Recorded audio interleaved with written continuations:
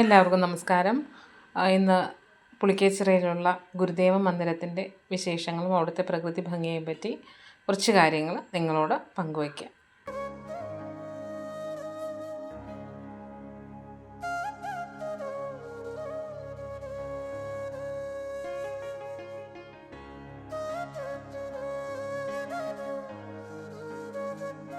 തണ്ണീർമുക്കം പഞ്ചായത്തിലെ തെക്കേറ്റത്തുള്ള പുളിക്കേച്ചിറ ഗുരുദേവ ക്ഷേത്രമാണ്. അപ്പോൾ അതിൻ്റെ കായലിനോട് തൊട്ടടുത്താണ് ഇവിടെ കിടക്കുന്നത്. അപ്പം അവിടെ വന്നു അവിടുത്തെ പ്രകൃതി ഭംഗിയൊക്കെ നിങ്ങളെ ഇന്ന് കാണിച്ചു തരാം. അപ്പം എൻ്റെ ഒരു പരിപാടി കണ്ടല്ലോ, അവിടെ നിന്ന് കുറച്ച് വെള്ളമന്താരം അതൊക്കെ പറിച്ച് തലയിലേക്ക് വെക്കുകയാണ്. കുറച്ചൊക്കെ കായലിലേക്കൊക്കെ വലിച്ചെറിഞ്ഞു. അപ്പോൾ ആ കായലിൻ്റെ പ്രകൃതി ഭംഗി ആസ്വദിച്ച് കുറച്ച് നേരം അവിടെ വിനിയോഗിക്കാനായിട്ടാണ് വന്നത്. അപ്പോൾ ഇതിൻ്റെ ഒരു ചരിത്രം പറയുകയാണെങ്കിൽ, വേമ്പനാട് കായലിൻ്റെ തീരത്തോട് ചേർന്ന് കിടക്കുന്ന ഈ പ്രദേശം ഗുരുദേവ പാദസ്പർശത്താൽ പുണ്യഭൂമിയായി തീർന്ന ഒരു പ്രദേശമാണ്.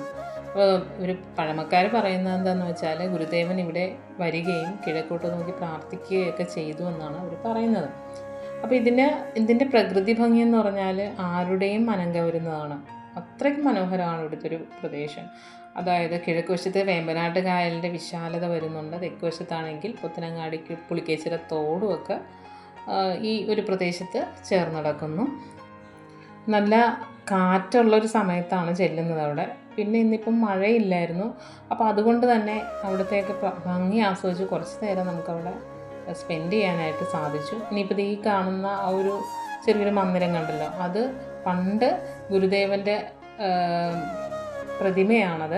പണ്ട് അത് വെച്ചായിരുന്നു പ്രാർത്ഥിച്ചുകൊണ്ടിരുന്നത്, പൂജിച്ചുകൊണ്ടൊക്കെ ഇരുന്നത്. അപ്പോൾ അത് വിഗ്രഹം വന്നപ്പോൾ പിന്നെ അത് മാറ്റി ഇങ്ങോട്ട് സ്ഥാപിച്ചാണ്. നല്ല ഭംഗിയാണ്. ഭംഗിയെന്ന് പറഞ്ഞാൽ നല്ല ചൈതന്യമാണ് ആ മുഖത്തിനുള്ളത്. അത് പിന്നെ പിന്നെ ഒഴുക്കിയൊന്നും കളയാനായിട്ട് ഉള്ളൊരു മനസ്ഥിതി അവർക്ക് വന്നില്ല. അതേ തുടർന്നാണ് അത് അവിടെ വെച്ചിരിക്കുന്നത്.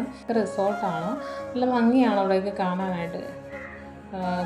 അപ്പോൾ ഇങ്ങനെ ആ കായലിലേക്ക് ഭംഗി ആസ്വദിച്ച് അങ്ങനെ നിൽക്കുമ്പോഴാണ് അവിടെ കുറച്ച് അടുത്തുനിന്ന് കുറേ ആൾക്കാരൊക്കെ വന്നിട്ടുണ്ടായിരുന്നു. പിന്നെ നമുക്കത് കണ്ടിന്യൂ ചെയ്യാൻ പറ്റിയില്ല. അവർ പിന്നെ പോയ ശേഷമാണ് അതിൻ്റെയൊക്കെ ചിത്രങ്ങളൊക്കെ എടുക്കാൻ പറ്റിയത്. അപ്പോൾ അങ്ങനെ ഇരിക്കുമ്പോൾ ഒരു ചിത്രശലഭം വരികയാണ്. നല്ല ഭംഗിയുള്ളൊരു ചിത്രശലഭം. പിന്നെ കുറച്ച് നേരം അതിൻ്റെ പുറകെയൊക്കെ പോയി അതിൻ്റെയൊക്കെ ഒന്ന് ചിത്രങ്ങളൊക്കെ എടുക്കാനായിട്ട് അത് മാറിപ്പറന്ന് നടക്കുകയാണ്. എൻ്റെ പുറകെ നടന്ന ചിത്രങ്ങളൊക്കെ എടുക്കാനൊക്കെ പറ്റിയത്.